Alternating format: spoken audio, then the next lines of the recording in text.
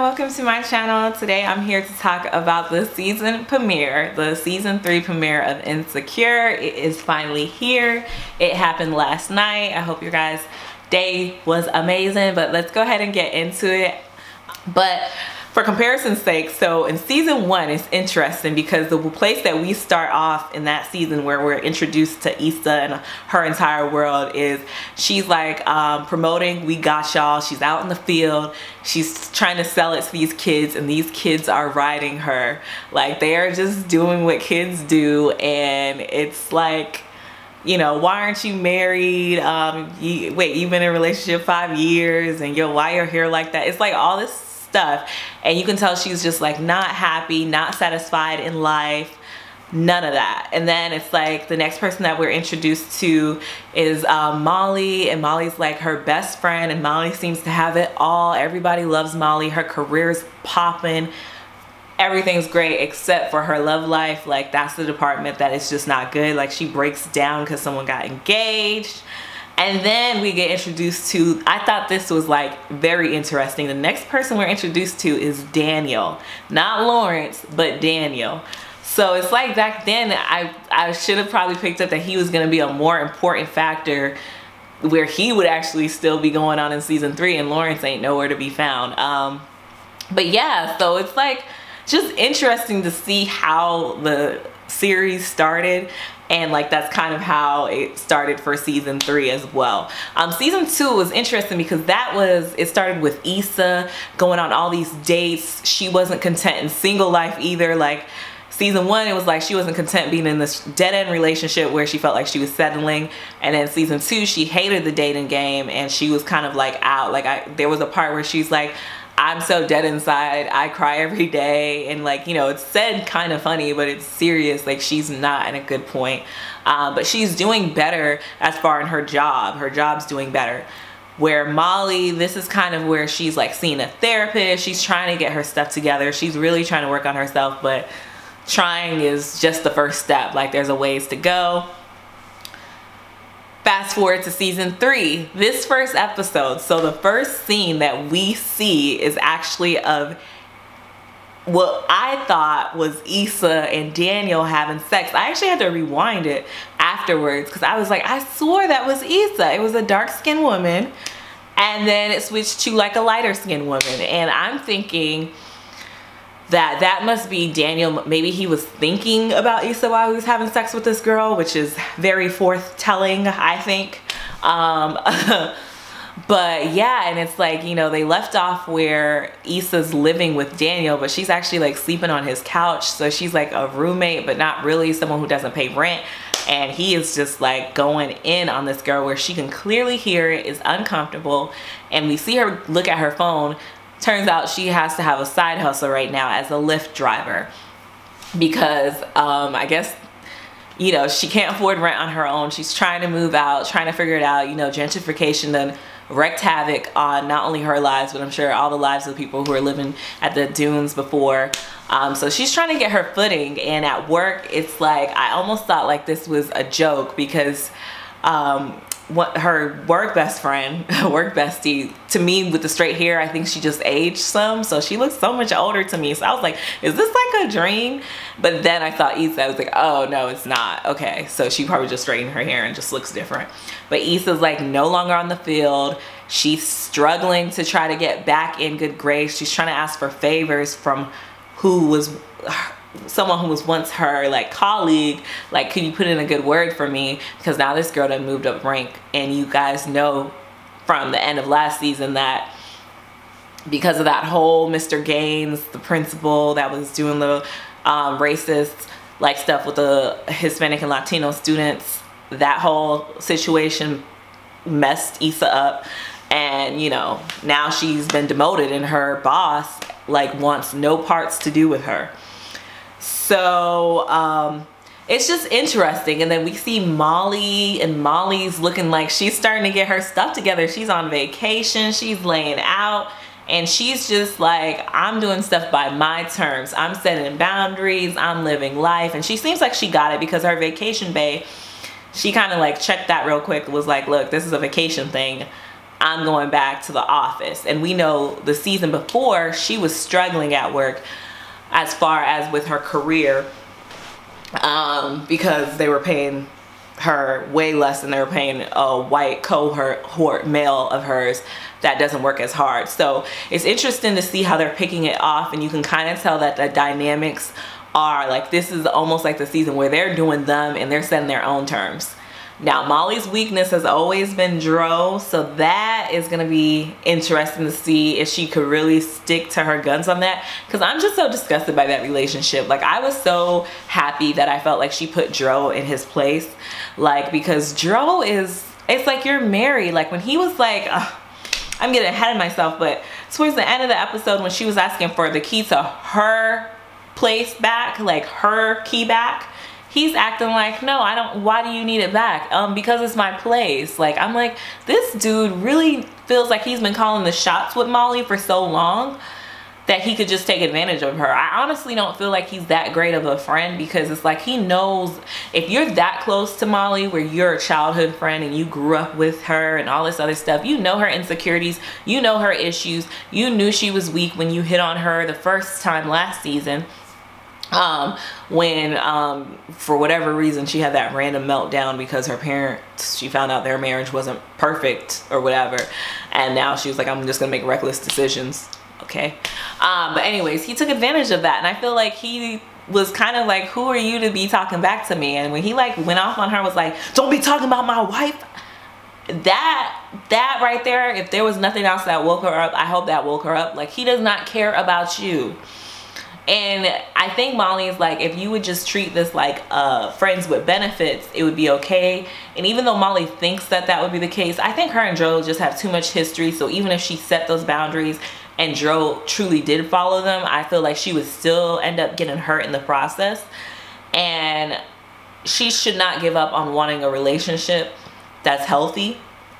And I feel like Dro will be nothing but a distraction to her. So I'm hoping that that blow up just makes him be out of the picture completely, where she can focus on herself and work on herself so she can make room for a better potential. But I feel really hopeful for Molly this season. I don't know, I felt like she just had a different voice to her, and I felt more confident in her decision making abilities. So I'm excited about that.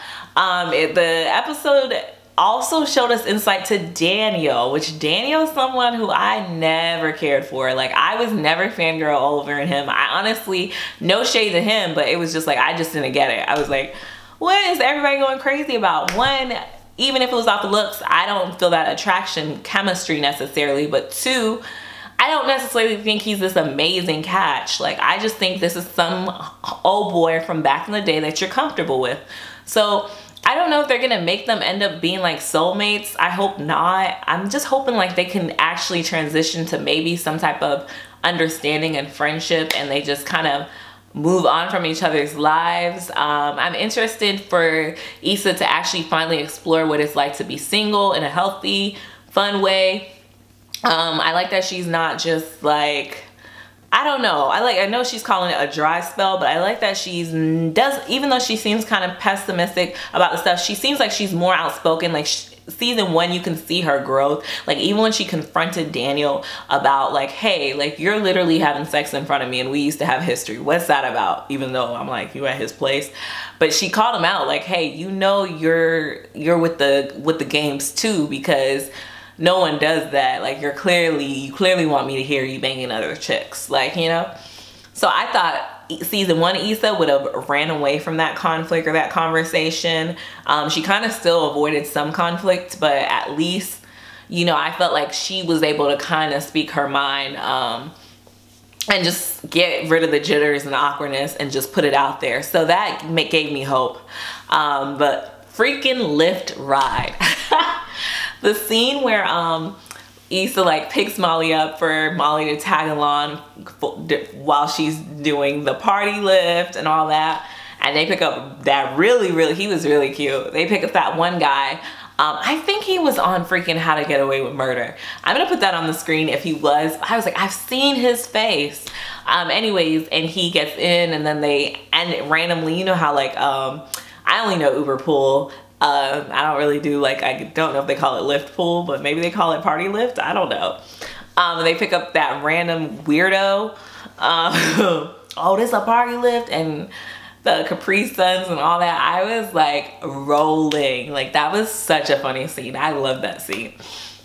But they end up getting in a fight, the two passengers in the back of the seat. And I was so Issa. Like, I would so be Issa in that situation. Like, when I panic, like, there is nothing you can do. It's gonna be like, I can't. Like, she couldn't even figure it out, like, to how to pull over. I just thought that was like the funniest, most realistic situation.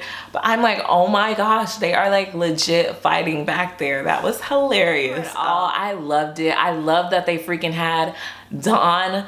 I don't want to say for making the band, because she's, you know, she does music, she's independent, she's bomb. Like that, the fact that she was making it sound like she can't sing was hilarious, because we know like Dawn got some pipes. But when she was doing the and the squeaky pants, like, I appreciated that. I love the movie, or I should say the show within a show. You know, every season they always have a show within the show. Last season was, I forget what they call it, but like that slave-like show, which was like, ugh. This is like living single, you know? I don't know. I'm optimistic. Plus the soundtrack. Oh my gosh, the soundtrack's always fire. But today at work, I was already playing the soundtrack for the episode 1. And I'll try to link that below if you guys have Spotify. But oh my gosh, City Girls was on there, and Issa tweeted something saying, or said something to the fact like City Girls is a good wave for like this season. And if you guys know City Girl music, like, it's about to be Ratch Ratch City, y'all. Like, I cannot wait to see how this season plays out. Finally, so my predictions for this season is that even though Issa seemed like she started off kind of settling into her position, I'm hoping that maybe this pushes her to get out of We Got Y'all. I feel like she has creativity. She has something else going on with her. I don't know exactly in what capacity that this is going to develop, but I'm hoping that her getting kind of blocked out helps her channel that energy towards her career, and maybe being around Daniel will, because he's so career focused, it seems like maybe that could rub off on her on pursuing what her real passions are, because it seemed like in the beginning of the series she was focused on like her relationship and all that other stuff, and it's like, now let's see you kind of like focus on shifting and taking charge. I don't think you plan on retiring with We Got Y'all. So this might force her to do that. For Molly, I'm really hoping like this is that season where we get a serious love interest. Now she's in a better mental space where if someone came in her life, I think it could possibly work out, you know, given down the line. So I'm hoping and I'm optimistic that she's the one who's going to end up being in a relationship, and her and Issa are not going to get to do their hoe phase together or whatever, because it's kind of going to be like role reversal. And I think Issa's going to continue to be single and kind of explore what that is like. And for Daniel, I mean, I guess I gotta give, because he's in this picture, I don't know what I see for him. I do feel like seeing a little piece of him, I like him more than I did previously. I got to know him better. But for him, I think he's going to have clearly strong feelings for, he still has strong feelings for Issa, and he probably is at some point gonna let Issa know that, but he's gonna play it out with this other girl and do this fake relationship vicariously, wishing or wanting it to be Issa. It's kind of what I feel like his role or purpose is gonna be for this season. Do I think Lawrence will come back? I honestly think Lauren's hive will die out. Like, I was never in the hive. I never was Issa or Lauren's hive. Like, you know, I just kind of felt like she shouldn't have cheated on him, but at the same time, I don't think she needed to be with him. Like, it just seemed like, you know, that, I don't think they needed to be together, but I don't think she should have cheated. But I don't, yeah, so that's kind of where I was with that. But I've never been like, oh my gosh, Lawrence, XYZ. I kind of felt like they resolved where he was at. He has a new spot. He's doing his whoop whoop. Maybe in like season 5 or 4, we can see Lawrence later on, and maybe he's like super successful and about to get married or something to some other girl. That would be kind of interesting to see. Like, I don't know, it'd be kind of cool, because it would be like, I wonder if she regrets it or whatever happens. But what did you guys think of this season premiere? Let me know in the comment section below. To me, I give this 2 thumbs up. I thought this was a perfect way to set the tone for the season and get us excited about what is to come. And let me know what y'all predictions are below. I'll see you guys next week. Bye.